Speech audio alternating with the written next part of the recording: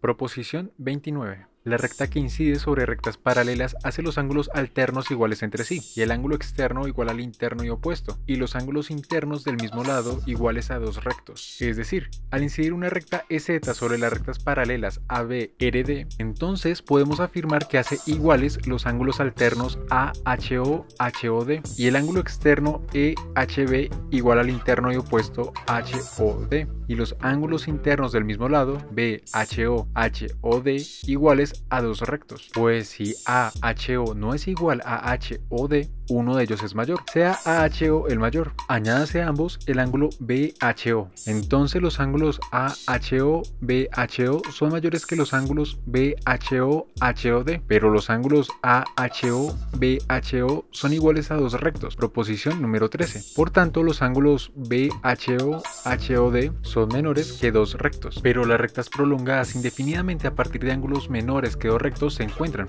Postulado número 5. Luego, las rectas AB, RD prolongadas indefinidamente se encontrarán, pero no se encuentran, porque se les ha supuesto paralelas. Por lo tanto, el ángulo AHO no es desigual al ángulo HOD, luego es igual, pero el ángulo AHO es igual al ángulo EHB, utilizando la proposición número 15. Por tanto, el ángulo EHB es también igual al ángulo HOD, noción común 1. Añádase a ambos BHO, entonces los ángulos EHB, BHO son iguales a los ángulos BHO, HOD, noción común 2, pero los ángulos EHB, BHO son iguales a dos rectos. Proposición número 13. Por tanto, los ángulos BHO, HOD son también iguales a dos rectos. Por consiguiente, la recta que incide sobre rectas paralelas hace los ángulos alternos iguales entre sí y el ángulo externo igual al interno y opuesto, y los ángulos internos del mismo lado iguales a dos rectos.